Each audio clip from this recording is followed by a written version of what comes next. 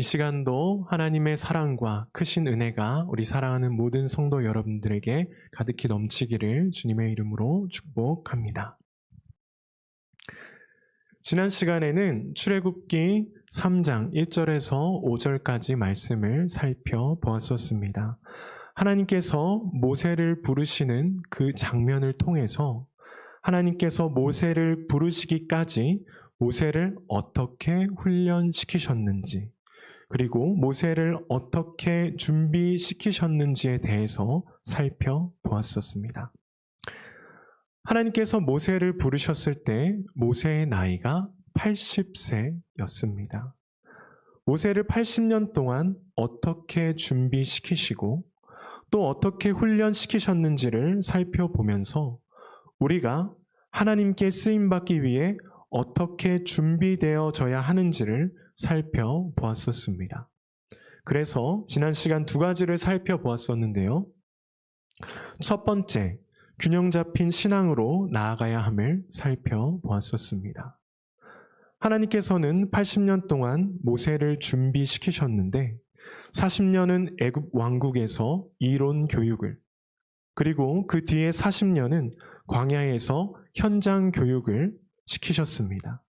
그래서 모세는 균형 잡힌 모습으로 나아갈 수 있었고 하나님께 크게 쓰임 받을 수 있었습니다. 그래서 우리도 말씀을 배우고 듣는 것에서 그치는 것이 아니라 교회 안에서 봉사의 자리, 사역의 자리로 나아가야 함을 살펴보았었습니다.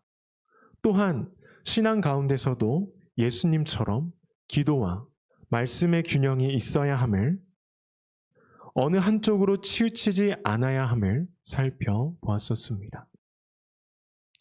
우리가 하나님께 쓰임받기 위해 어떻게 준비되어야 하는지, 그 두 번째는 시대 속 문제만 볼 것이 아니라 먼저 하나님의 영광을 살펴보아야 함을 그렇게 살펴보았습니다.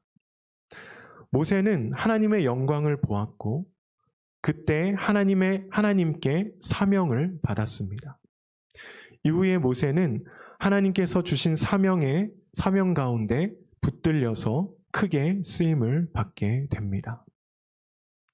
이를 통해서 시대의 문제들을 보는 그러한 시각들도 중요하지만 하나님의 영광을 바라보는 시각이 더 중요함을, 이러한 하나님의 영광을 바라보는 시선이 있어야 함을, 또 하나님께 붙들려 쓰임받을 수 있어야 함을 살펴보았었습니다. 지난 시간에는 성경의 큰 흐름 가운데 말씀을 살펴보았다면 오늘은 본문의 말씀을 중심으로 자세하게 살펴보도록 하겠습니다. 먼저 출애굽기 3장 1절 말씀입니다. 출애굽기 3장 1절 말씀을 우리 한 목소리로 읽어보도록 하겠습니다. 출애굽기 3장 1절 말씀입니다. 시작. 모세가 그의 장인 미디안 제사장 이드로의 양떼를 치더니 그 떼를 광야 서쪽으로 인도하여 하나님의 산 호렙에 이르매. 아멘. 모세는 르우엘의 딸 십보라와 결혼을 했습니다. 르우엘의 다른 이름은 무엇이라고 했죠? 맞습니다. 바로 이드로입니다. 1절에서 모세는 자신의 장인 이드로의 양떼를 치고 있었습니다. 모세는 양떼를 광야 서쪽으로 인도하였고 호렙산 근처에 오게 되었습니다. 여기서 광야라는 단어를 잠시 살펴보고 넘어가겠습니다. 우리가 광야하면 아무것도 없는 황무지를 연상하게 되죠. 하지만 이 광야라는 단어를 히브리 원문으로 보면 반목초지라고 이렇게 나옵니다. 철에 따라 가축들이 풀을 뜯을 수 있는 반목초지라는 것입니다. 그래서 그곳이 반목초지였기 때문에 모세가 풀을 뜯을 수 있는 그곳으로 양떼들을 데리고 갔겠죠. 이렇게 이해하시면 더 성경을 쉽게 이해하실 수 있을 것입니다. 그렇게 모세가 반목초지 서쪽으로 양떼를 몰며 하나님의 산 호렙산에 이릅니다. 그 시각, 그 근처에 있는 떨기나무에 여호와의 사자가 임합니다. 2절 말씀에 그 내용이 나오는데요. 우리 2절 말씀을 함께 읽어보도록 하겠습니다. 출애굽기 3장 2절 말씀입니다. 함께 읽겠습니다. 시작. 여호와의 사자가 떨기나무 가운데로부터 나오는 불꽃 안에서 그에게 나타나시니라. 그가 보니 떨기나무에 불이 붙었으나 그 떨기나무가 사라지지 아니하는지라. 아멘. 떨기나무에 불이 붙었습니다. 보통 우리의 상식대로라면 나무에 불이 붙었으면 어떻게 되는 것이 정상인가요? 맞습니다. 활활 타야 정상입니다.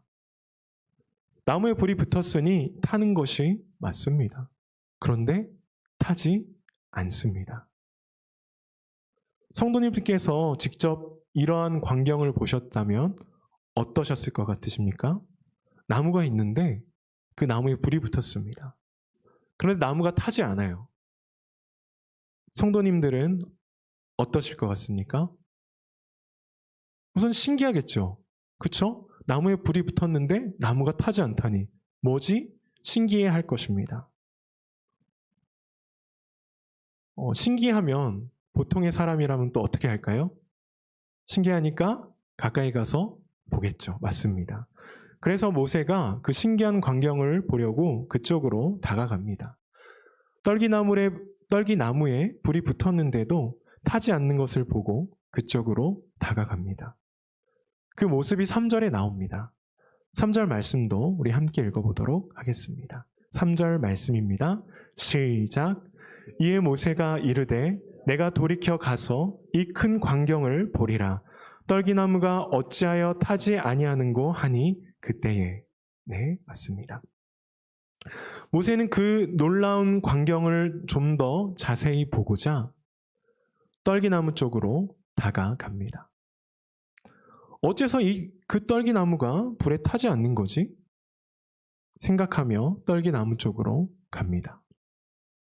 그때 하나님께서 모세가 떨기나무 쪽으로 오는 것을 보고 말씀하십니다. 그 떨기나무 가운데서 하나님이 말씀하십니다. 모세야, 모세야. 이렇게 모세의 이름을 2번 부르십니다. 이 장면이 담긴 4절 말씀도 함께 읽어보도록 하겠습니다. 4절 말씀입니다. 시작. 여호와께서 돌이켜 오는 것을 보신지라. 하나님이 떨기나무 가운데서 그를 불러 이르시되 모세야 모세야 하시매 그가 이르되 내가 여기 있나이다. 아멘.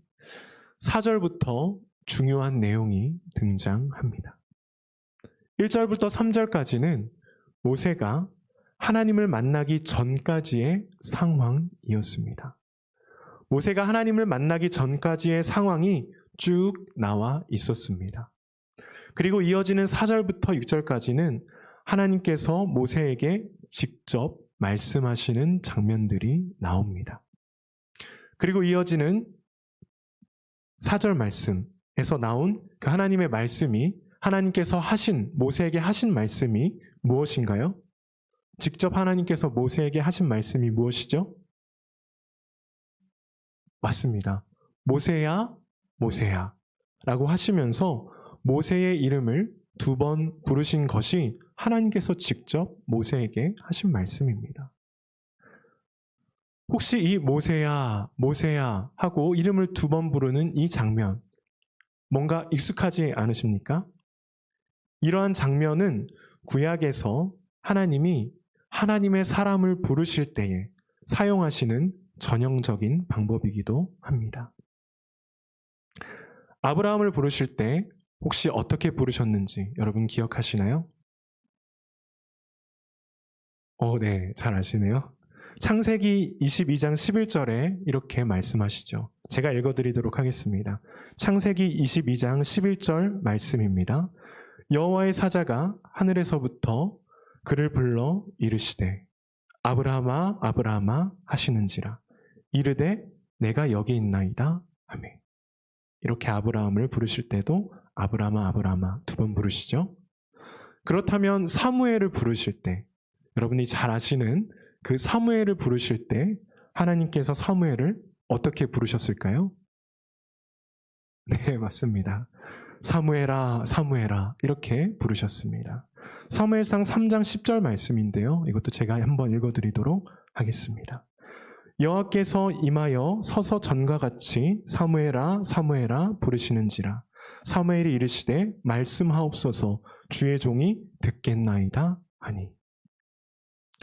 이렇듯 모세를 부르실 때에도 하나님께서는 모세의 이름을 부르셨습니다. 모세야, 모세야 이렇게 부르셨습니다. 이 장면은 지금 하나님께서 모세를 부르시는 장면입니다. 모세를 사용하시기 위해서 그 80살이 된 모세를 부르시는 그러한 장면입니다.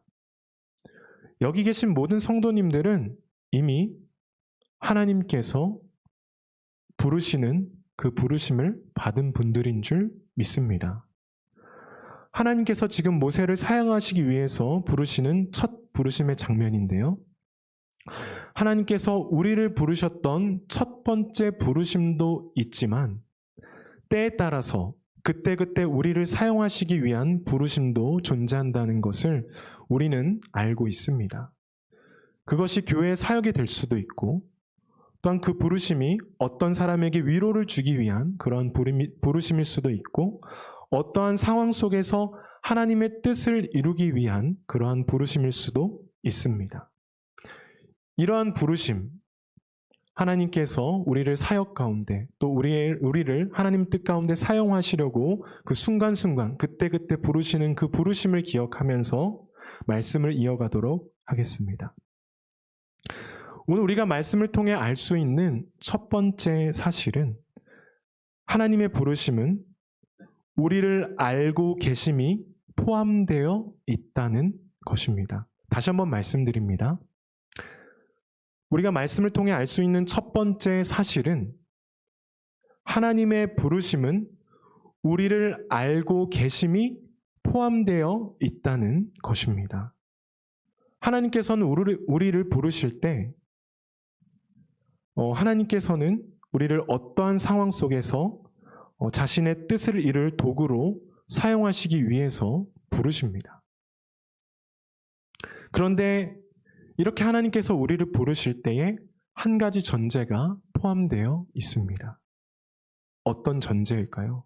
바로 4절의 정답이 있습니다. 4절 말씀을 다시 한번 읽어보도록 하겠습니다. 과연 이 전제가 어떤 전제일까? 하나님께서 우리를 부르실 때 그 한 가지 전제가 어떤 전제일까 한번 생각하시면서 함께 읽어보도록 하겠습니다. 시작! 여호와께서 그가 보려고 돌이켜 오는 것을 보신지라. 하나님이 떨기나무 가운데서 그를 불러 이르시되 모세야 모세야 하시매 그가 이르되 내가 여기 있나이다. 네, 혹시 발견하셨나요? 하나님께서 부르시는 이 부르심 가운데 전제가 있다는 것을 혹시 발견하셨나요? 이 상황을 가만히 생각해 보면 모세는 자신을 부르는 분이 하나님임을 모르고 있습니다. 하나님께서는 6절에 가셔서야 자신이 하나님임을 밝히셨고 그때야 모세는 자신을 부르신 이가 하나님인 줄 알고 얼굴을 가렸습니다. 네. 하나님의 얼굴을 보면 죽는다는 전승이 있었기 때문이죠. 하지만 이것이 중요한 것이 아니라 4절에서 중요한 사실은 바로 이것입니다. 하나님은 누구의 이름을 알고 계시죠? 맞습니다. 네, 아주 잘 맞춰주셨습니다. 바로 모세의 이름을 알고 계십니다. 즉 우리가 4절을 통해 알 수 있는 사실은 하나님께서는 모세의 이름을 알고 계신다는 사실입니다. 하나님께서 모세의 이름만 아셨을까요? 아니죠. 모세의 80년간의 삶, 80세가 된 그 모세의 지난 모든 세월을 하나님은 다 아시죠. 그리고 모세의 환경, 모세의 심정 등 모세의 모든 것을 하나님께서는 이미 다 알고 계셨습니다. 하나님께서 모세를 부르실 때에 모세의 모든 전부를 아시고 부르셨다는 사실, 이것이 하나님께서 모세를 부르셨을 때의 전제인 것입니다. 우리도 마찬가지입니다. 하나님께서 순간순간 하나님의 뜻을 이루시기 위해서 우리를 부르실 때가 있습니다. 그때에도 하나님은 우리의 이름은 물론이요, 우리의 모든 것을 다 알고 계십니다. 우리가 모르는 것까지도 하나님께서는 다 알고 계십니다. 그리고 그렇게 아시는 가운데 우리를 사용하시려고 부르신다는 것입니다. 그렇게 우리가 하나님의 부르심에 순종함으로 나아갈 수 있는 것입니다. 하나님께서는 우리의 모든 것을 이미 다 아시고 우리가 모르는 것까지 아시고 우리를 사용하시려고 부르시는 거기 때문에 우리가 다 이해할 수 없어도 하나님의 부르심에 순종할 수 있는 것입니다. 하나님께서는 우리를 다 아시기 때문입니다. 나의 모든 것을 다 아시는 분이시기 때문입니다. 아멘이십니까? 보통의 경우 하나님께서 부르신다는 것을 알게 되면 이런 반응을 보이게 됩니다. 말씀을 통해서, 기도를 통해서 하나님의 부르심을 느낄 때가 있지 않습니까? 근데 보통은 이러한 반응을 하게 되죠. 하나님, 이건 아닌 것 같아요. 하나님, 지금은 아닌 것 같아요. 하나님, 조금 나중에 하면 안 될까요? 그리고 하나님, 다른 방법이 있을 거예요. 네, 하나님은 우리를 너무나 잘 아시는 분이고 또 그렇게 잘 아시기 때문에 하나님께서 우리를 부르신 것인데 네, 보통은 이렇게 거부 반응을 나타나게 됩니다. 모세도 그랬습니다. 모세도 하나님께서 모세를 하나님의 도구로 사용하시기 위해서 5번이나 부르셨지만 모세도 5번이나 다 거절한 것을 우리는 잘 알고 있습니다. 하지만 우리는 4절 말씀을 통해 알 수 있습니다. 모세의 이름을 알고 계신 하나님이시라는 것을 알 수 있고 이름뿐만 아니라 모세의 전부, 모세 그 자체 전부를 다 알고 계신 하나님이라는 사실을 알 수 있습니다. 모세의 모든 것을 알고 계신 하나님께서 모세를 사역의 자리로 부르시고 가장 모세답게 사용하셨습니다. 우리도 마찬가지입니다. 하나님께서 우리를 부르실 때는 우리를 모르시고 부르시는 것이 아닙니다. 우리가 하나님께서 우리를 어떻게 사용하실지 모르기 때문에 두려운 것이지, 하나님께서는 우리를 너무나 잘 아시고 나에 대해서 내가 모르는 것까지 다 아시고 우리를 사역의 자리로 하나님의 도구로 그렇게 부르시는 것입니다. 그렇기 때문에 우리가 하나님의 부르심 가운데 두려워할 필요가 없다는 것입니다. 염려할 필요가 없습니다. 우리를 너무나 잘 아시는 하나님께서 처음부터 끝까지 우리를 도와주시고 우리를 이끌어 주시고 우리에게 힘을 주시고 안 되면 사람을 붙여주셔서라도 우리를 사용하실 거기 때문입니다.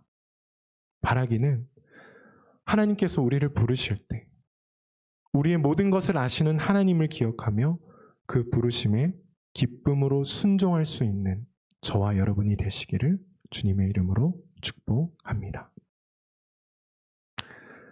지금 하나님께서 혹시 여러분들을 부르시고 있지는 않으신가요? 혹시 그러시다면 믿음으로 순종하시기 바랍니다.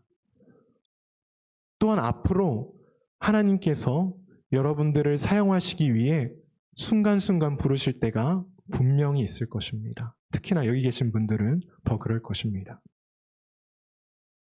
그때에 그 부르심에 아멘하고 순종하며 나아갈 수 있는 여러분 되시기를 바랍니다.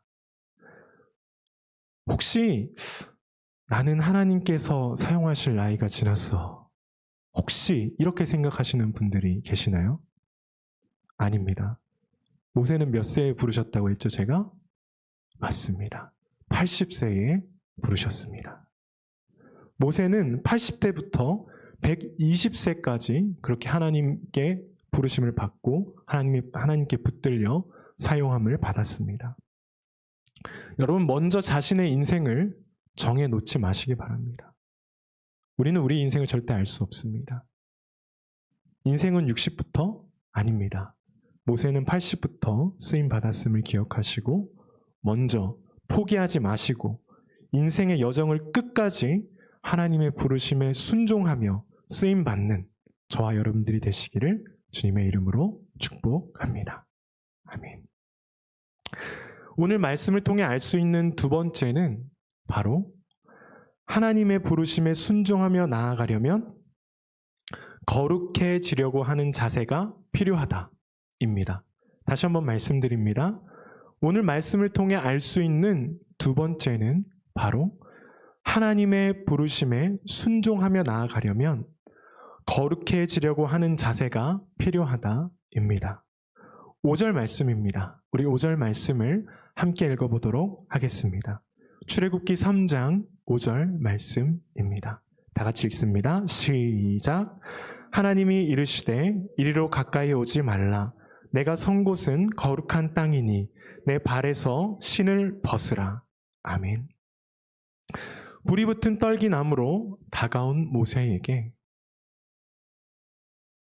모세야 모세야 하고 부르셨던 그 하나님께서 이번에는 반대로 가까이 오지 말라고 말씀하고 계십니다. 하나님께서 모세에게 가까이 오지 말라고 그렇게 말씀하신 이유가 무엇일까요? 바로 거룩하신 하나님께서 임재하고 계신 그곳이 거룩한 곳이기 때문입니다. 그래서 하나님께서는 땅의 더러움을 상징하는 신발을 벗으라고 모세에게 말씀하시는 것입니다. 이러한 사건에는 분명한 이유가 있습니다. 하나님께서 모세를 사용하시기 위해 부르시는 이 사건 가운데 모세에게 거룩을 가르치시는 분명한 이유가 있습니다.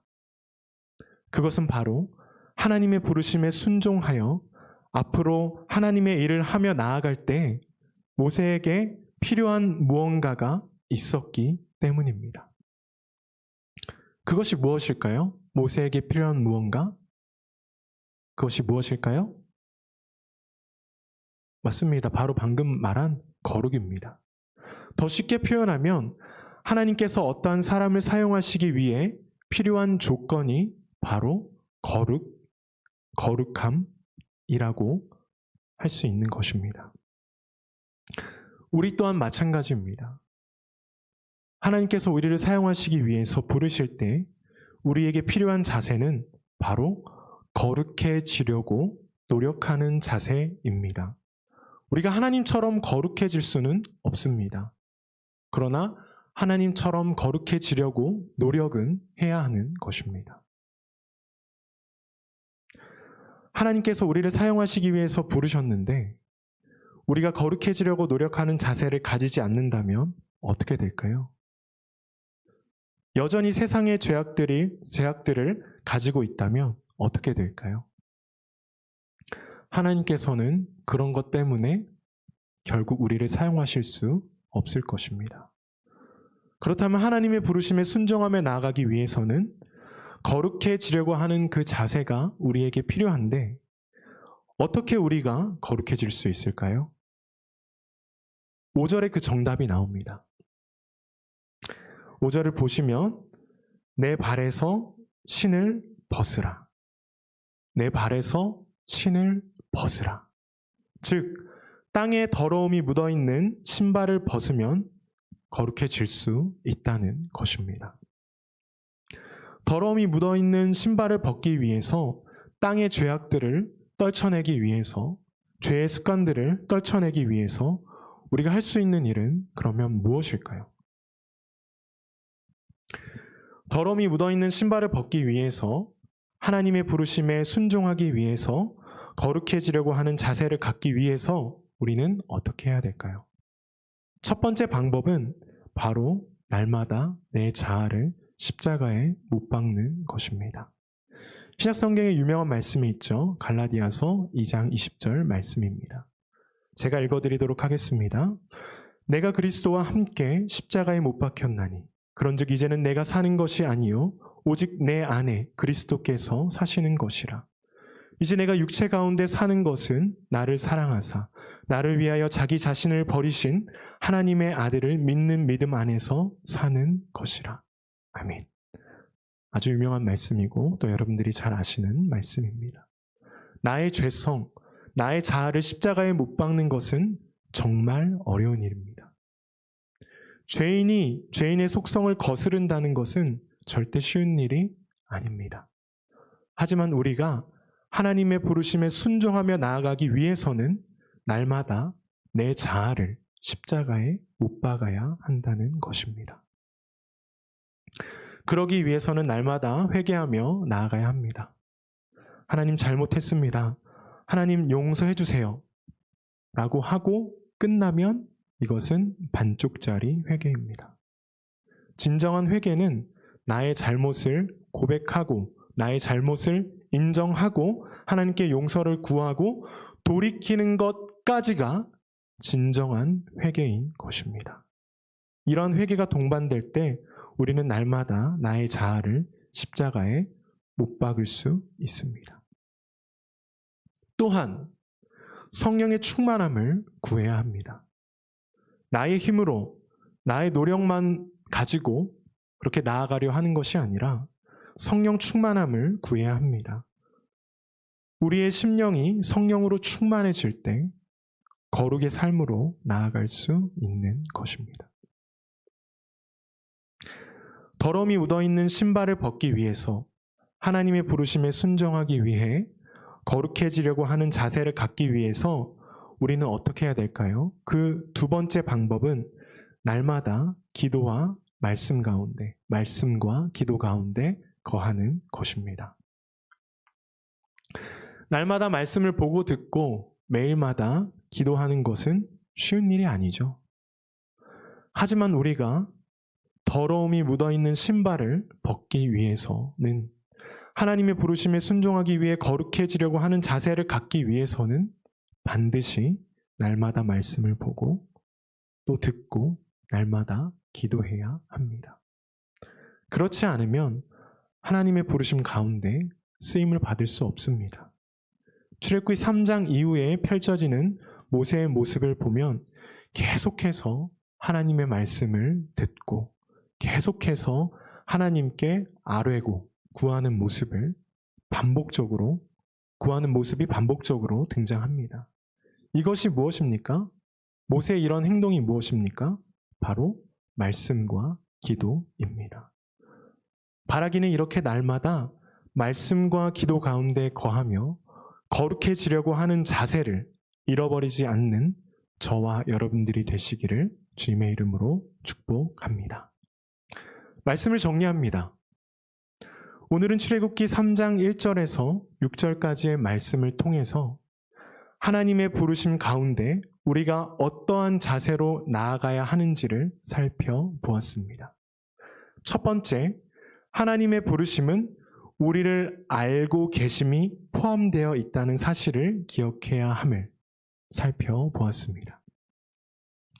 하나님께서는 우리를 너무나 잘 아시고 나에 대해서 내가 모르는 것까지 다 아시고 사역의 자리로 또 하나님의 도구로 부르시는 것임을 살펴보았습니다.